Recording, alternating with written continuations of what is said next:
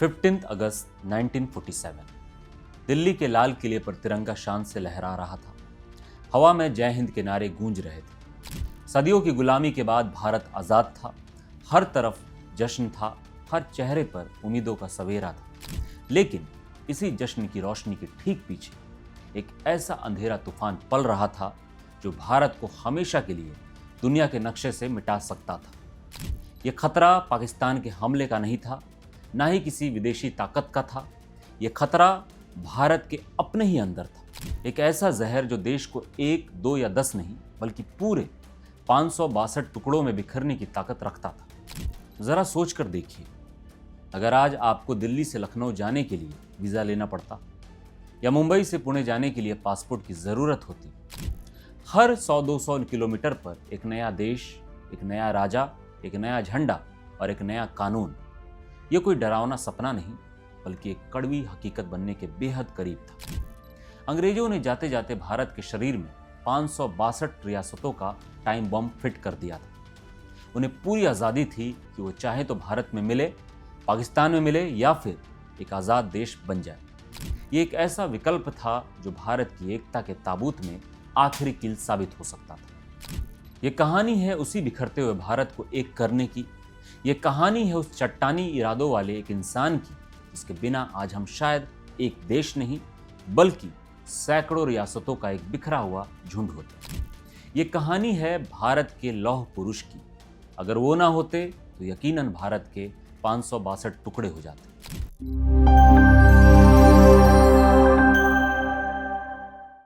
आजादी की सुबह जितनी चमकदार थी, उसकी परछाइयां उतनी ही गहरी। भारत का बंटवारा हो चुका था। लाखों लोग अपनी जड़ों से उखड़ चुके थे और नफरत की आग में पूरा उपमहाद्वीप जल रहा था। लेकिन इस त्रासदी के बीच एक और बड़ी चुनौती मुंह बाय खड़ी थी, रियासतों का सवाल। तो ये रियासतें थी क्या? ब्रिटिश भारत में 2 तरह के इलाके थे। एक जो सीधे ब्रिटिश सरकार के कंट्रोल में थे, जिन्हें ब्रिटिश इंडिया कहते थे, और दूसरे थे ये 562 रजवाड़े। ये कानूनी तौर पर ब्रिटिश इंडिया का हिस्सा नहीं थे, लेकिन ब्रिटिश क्राउन की सर्वोच्च सत्ता यानी सर्वोपरि के अधीन थे। इन रियासतों के अपने राजा थे, अपने नवाब, अपने कानून और अपनी सेनाएं। बस उनकी विदेश नीति और रक्षा पर अंग्रेजों का कब्जा था। लॉर्ड माउंटबेटन भारत के आखिरी वायसराय ने जब इंडियन इंडिपेंडेंस एक्ट 1947 का ऐलान किया तो उसमें एक ऐसी शर्त थी जिसने भारत के भविष्य पर ही सवाल खड़ा कर दिया। इस कानून के मुताबिक जैसे ही भारत आज़ाद होता, रियासतों पर से ब्रिटिश सर्वोपरि खत्म हो जाती। इसका सीधा मतलब था कि ये 562 रियासतें टेक्निकली आज़ाद हो जाती। उन्हें 3 ऑप्शन दिए गए, भारत के साथ मिल जाओ, पाकिस्तान के साथ मिल जाओ या फिर अपना अलग देश बना लो। ये तीसरा ऑप्शन भारत के लिए जहर की गोली जैसा था। कई राजा महाराजा जो दशकों से अंग्रेजों के अधीन थे, अब अपनी खोई हुई संप्रभुता के सपने देखने लगे। वो एक आज़ाद देश के शासक बनना चाहते थे जिसकी अपनी सत्ता हो, अपनी पहचान हो। खतरे की पहली घंटी बजी दक्षिण में, त्रावणकोर के रियासत से। त्रावणकोर के दीवान सीपी रामास्वामी अय्यर ने ऐलान कर दिया कि त्रावणकोर एक आज़ाद देश बनेगा। उसके पास बंदरगाह थे, खनिज थे और वो दुनिया में अपनी पहचान बनाना चाहता था। त्रावणकोर का ये फैसला एक डोमिनो इफेक्ट शुरू कर सकता था। जल्द ही भोपाल के नवाब हमीदुल्लाह खान, जो चैम्बर ऑफ प्रिंसेस के चांसलर भी थे, ने भी आज़ाद रहने का ऐलान कर दिया। वो तो जिन्ना के साथ मिलकर दूसरी रियासतों को भी पाकिस्तान में शामिल होने या आज़ाद रहने के लिए उकसा रहे थे। यहाँ तक कि जोधपुर के महाराजा भी पाकिस्तान में शामिल होने के लिए जिन्ना से बात कर रहे थे, क्योंकि जिन्ना ने उन्हें कराची पोर्ट के इस्तेमाल समेत कई बड़े बड़े लालच दिए थे। सोचिए ज़रा, भारत के दिल में एक आज़ाद भोपाल, गुजरात के तट पर एक आज़ाद त्रावणकोर, राजस्थान में पाकिस्तान से जुड़ा हुआ जोधपुर। ये भारत का नक्शा नहीं बल्कि एक शतरंज की बिसात बन जाता, जहां हर मोहरा एक दूसरे के खिलाफ था। ये रियासतें भारत की धमनियां और नसों की तरह थी। अगर वो अलग हो जाती तो भारत का शरीर लकवाग्रस्त हो जाता, रेलवे लाइनें दूसरे देशों से गुजरती, व्यापार ठप हो जाता और देश की सुरक्षा तार तार हो जाती। ये एक ऐसा संकट था जो शायद बंटवारे की त्रासदी से भी बड़ा था। कांग्रेस के कई बड़े नेता इस समस्या की गहराई को समझ ही नहीं पा रहे थे। कुछ नरम रुख अपनाना चाहते थे तो कुछ कन्फ्यूजन में थे।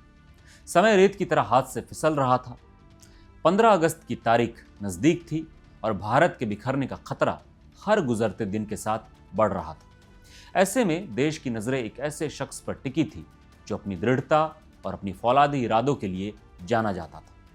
एक ऐसा इंसान जिसे नरम बातों से ज़्यादा ठोस एक्शन पर भरोसा था, वो थे सरदार वल्लभ भाई पटेल। सरदार वल्लभ भाई पटेल का व्यक्तिगत भारत की मिट्टी से ही गढ़ा गया था। उनका जन्म 31 अक्टूबर 1875 को गुजरात के नडियाद में एक आम किसान परिवार में हुआ। पिता झवेर भाई पटेल एक किसान और स्वतंत्रता सेनानी थे और माँ लाड़बाई एक सीधी सादी धार्मिक महिला। बचपन से ही पटेल में एक गजब की जिद और अनुशासन था। वो कम बोलते थे, लेकिन जो बोलते थे उस पर चट्टान की तरह अड़े रहते थे। पटेल ने 22 साल की उम्र में मैट्रिक पास की और फिर वकालत की परीक्षा पास करके गोधरा में प्रैक्टिस करने लगे। लेकिन उनके सपने बड़े थे। वो इंग्लैंड जाकर बैरिस्टर बनना चाहते थे। उन्होंने पैसे भी बचाए, लेकिन जब जाने का मौका आया तो उन्होंने अपने बड़े भाई विट्ठल भाई को भेज दिया। बाद में 35 साल की उम्र में वो खुद लंदन गए और मिडिल टेम्पल से 36 महीने का कोर्स सिर्फ 30 महीने में पूरा कर लिया। वो एक बेहद कामयाब और महंगे वकील बनकर अहमदाबाद लौटे। उनकी ज़िंदगी आराम से कट रही थी, पर 1917 में महात्मा गांधी से मिलने के बाद सब कुछ बदल गया। गांधी के विचारों और देश सेवा के जज्बे ने पटेल को इतना प्रभावित किया कि उन्होंने अपनी महंगी वकालत, सूट और वेस्टर्न लाइफस्टाइल को हमेशा के लिए छोड़ दिया और पूरी तरह से आज़ादी की लड़ाई में कूद पड़े। उनकी असली लीडरशिप 1918 के खेड़ा सत्याग्रह में दिखी। गुजरात के खेड़ा में फसलें बर्बाद हो गई थी, लेकिन ब्रिटिश सरकार किसानों से पूरा लगान वसूलने पर अड़ी थी। पटेल ने गांव-गांव घूमकर किसानों को एकजुट किया और नाक कर आंदोलन छेड़ दिया। उनकी संगठन क्षमता और जिद के आगे आखिरकार ब्रिटिश सरकार को झुकना पड़ा। लेकिन जिस घटना ने उन्हें सरदार बनाया वो था 1928 का बारदोली सत्याग्रह। यहाँ पर भी अंग्रेजों ने लगान में 30% की ज़बरदस्त बढ़ोतरी कर दी थी। पटेल ने एक बार फिर कमान संभाली। उन्होंने महिलाओं को इस आंदोलन की जान बना दिया और लोगों में ऐसा जोश भरा कि वो अपनी ज़मीन जायदाद जब्त करवाने को तैयार थे, पर बढ़ा हुआ लगान देने को नहीं। महीनों चले इस आंदोलन ने ब्रिटिश हुकूमत को हिला कर रख दिया। आखिर में सरकार को झुकना पड़ा। इस शानदार जीत के बाद बारदोली की महिलाओं ने उन्हें प्यार और सम्मान से सरदार की उपाधि दी और तब से वल्लभ भाई पटेल पूरे देश के लिए सरदार पटेल बन गए। असहयोग आंदोलन हो, नमक सत्याग्रह हो या भारत छोड़ो आंदोलन, हर बड़ी लड़ाई में सरदार पटेल सबसे आगे खड़े थे। उन्होंने कई साल जेल में काटे। उनकी राजनीतिक बिल्कुल सीधी थी। कोई लाग लपेट नहीं। जो सही है वो सही है और जो देश के हित में है वो होकर रहेगा, चाहे कोई भी कीमत चुकानी पड़े। गांधी जी अगर आंदोलन की आत्मा थे तो सरदार पटेल उसके संगठन की रीढ़ की हड्डी थे। जब 1946 में इंटरिम गवर्नमेंट बनी और आज़ादी के बाद के भारत की नींव रखी जाने लगी तो सबसे मुश्किल और कांटों भरा काम सरदार पटेल को ही सौंपा गया, रियासतों को एक करना। इसके लिए एक नया रियासती मंत्रालय, स्टेट्स डिपार्टमेंट बनाया गया और इसका मुखिया सरदार पटेल को बनाया गया। उनके साथ सेक्रेटरी के तौर पर एक बेहद काबिल और अनुभवी अधिकारी वीपी मेनन को जोड़ा गया। ये जोड़ी भारत के इतिहास की सबसे कामयाब जोड़ियों में से एक साबित हुई। पटेल जानते थे कि वक्त कम है और चुनौती हिमालय जैसी। 562 राजा नवाबों को समझाना, मनाना और ज़रूरत पड़ने पर झुकाना कोई बच्चों का खेल नहीं था। उन्होंने इसे अपनी ज़िंदगी का सबसे बड़ा मिशन बना लिया, एक ऐसा मिशन जिस पर भारत का भविष्य टिका था। रियासतों को एक करने की चुनौती एक विशालकाय पहाड़ जैसी थी और सरदार पटेल ने इसे जीतने के लिए एक ऐसी पॉलिसी अपनाई जो भारतीय कूटनीति का क्लासिक उदाहरण बन गई। गाजर और छड़ी, कैरोट एंड स्टिक की नीति। वो जानते थे कि सिर्फ बातों से या सिर्फ ताकत से काम नहीं चलेगा, दोनों का बैलेंस इस्तेमाल करना होगा।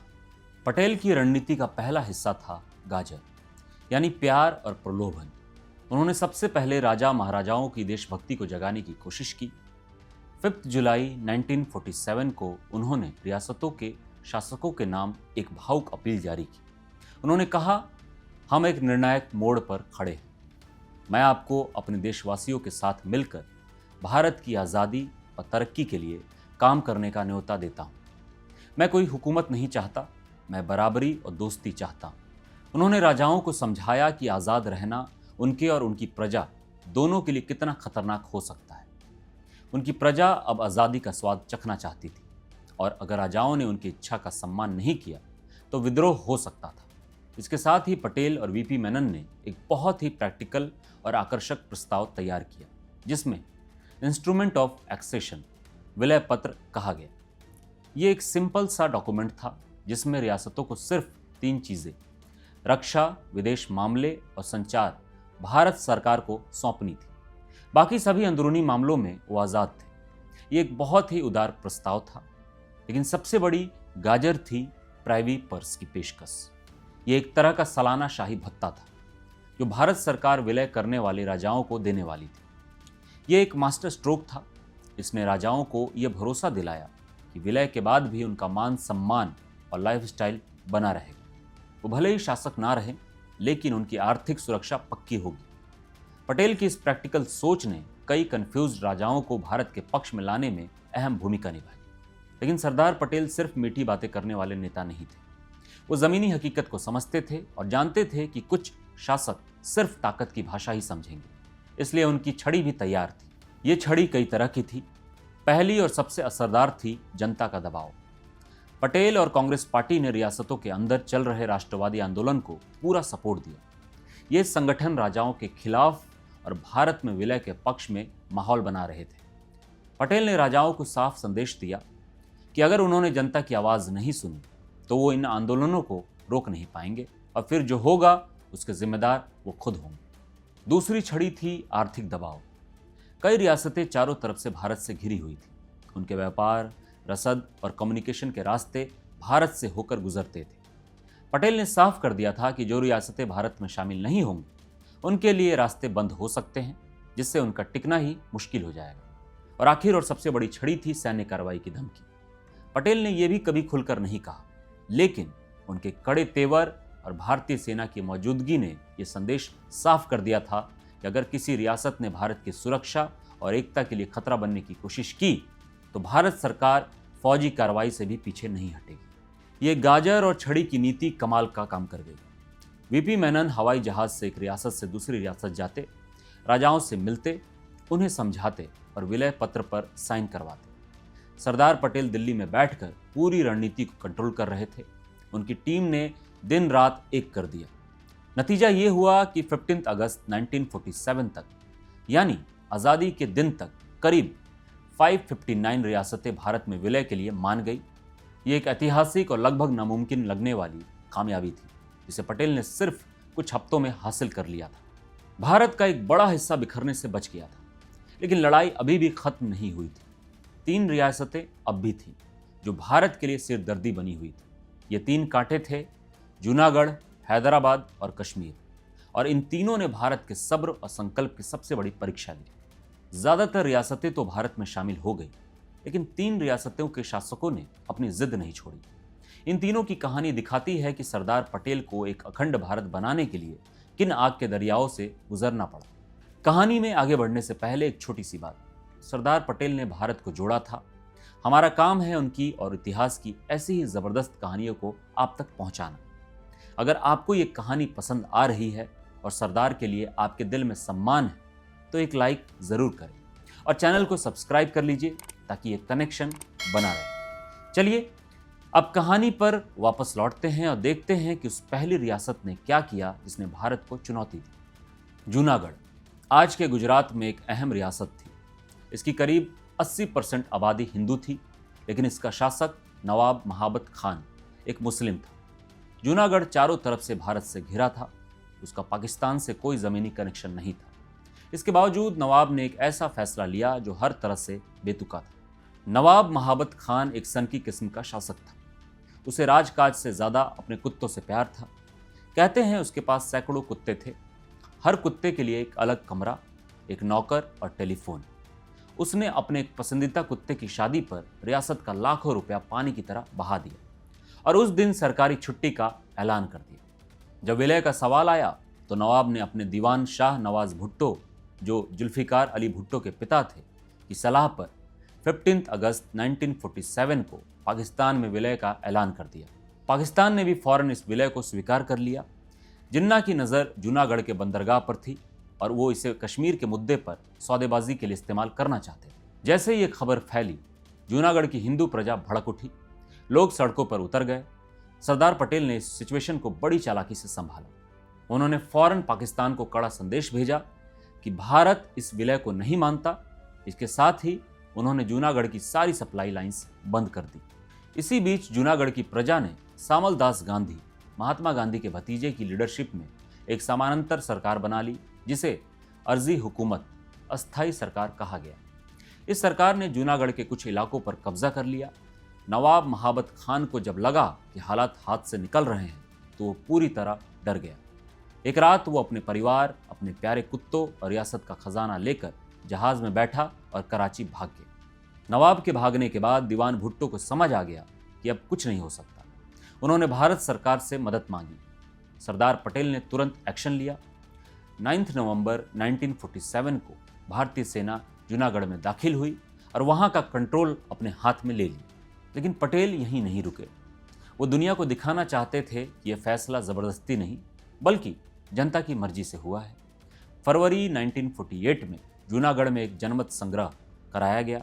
नतीजा वही आया जिसकी उम्मीद थी। 99% लोगों ने भारत में विलय के पक्ष में वोट दिया। इस तरह जूनागढ़ की कहानी का अंत हुआ। यह सरदार पटेल की कूटनीति और सही समय पर लिए गए कड़े एक्शन का एक बेहतरीन उदाहरण था। अगर जूनागढ़ एक सिरदर्द था तो हैदराबाद भारत के पेट में एक कैंसर की तरह था। जैसा कि खुद सरदार पटेल ने कहा था, हैदराबाद भारत की सबसे बड़ी और सबसे अमीर रियासत थी। इसका एरिया इंग्लैंड और स्कॉटलैंड को मिलाकर भी ज़्यादा था और यह रियासत ठीक भारत के बीचों बीच थी। इसका शासक निज़ाम उस्मान अली खान दुनिया के सबसे अमीर लोगों में से एक था। निज़ाम का बस एक ही सपना था, एक आज़ाद और ताकतवर हैदराबाद। वो भारत या पाकिस्तान किसी में भी शामिल नहीं होना चाहता था। उसने तो यूनाइटेड नेशन में अपनी मेंबरशिप के लिए भी कोशिश शुरू कर दी थी। निज़ाम की सबसे बड़ी ताकत थी उसकी निजी सेना और उससे भी ज़्यादा खतरनाक एक कट्टरपंथी संगठन MIM। इस संगठन के लड़ाकों को रजाकार्स कहा जाता था, जिनका नेता कासिम राजवी था। रजाकार एक हिंसक गिरोह था जो निज़ाम के सपनों को पूरा करने के लिए किसी भी हद तक जाने को तैयार था। उन्होंने रियासत की हिंदू आबादी पर जुल्म ढाने शुरू कर दिए। लूटपाट, हत्या और जबरन धर्म बदलवाना आम हो गया। उनका मकसद आतंक फैलाकर लोगों को भारत में विलय की मांग करने से रोकना था। सरदार पटेल ने शुरू में बातचीत से मामला सुलझाने की कोशिश की। नवंबर 1947 में एक स्टैंड स्टिल एग्रीमेंट भी हुआ, जिसके तहत 1 साल तक शांति बनाए रखने पर सहमति बनी। लेकिन इस दौरान निज़ाम अपनी सेना को और मजबूत करता रहा और रजाकारों के अत्याचार बढ़ते गए। कासिम रिजवी ने तो यहाँ तक की धमकी दे दी कि अगर भारत ने हैदराबाद पर हमला किया तो 1.5 करोड़ हिंदुओं की हड्डियों का निशान तक नहीं मिलेगा। पटेल समझ गए कि अब बातचीत का वक्त खत्म हो गया है। लेकिन प्राइम मिनिस्टर नेहरू और गवर्नर जनरल माउंटबेटन सैन्य कार्रवाई के खिलाफ थे। उन्हें डर था कि इससे देश में दंगे भड़क सकते हैं। लेकिन पटेल अपने फैसले पर चट्टान की तरह अड़े थे। उन्होंने कहा कि भारत के दिल में एक दुश्मन हैदराबाद को बर्दाश्त नहीं किया जा सकता। जब कैबिनेट में इस पर बहस हुई तो पटेल ने जोरदार तरीके से सैन्य कार्रवाई की वकालत की और आखिर में उन्हें इसकी मंजूरी मिल गई।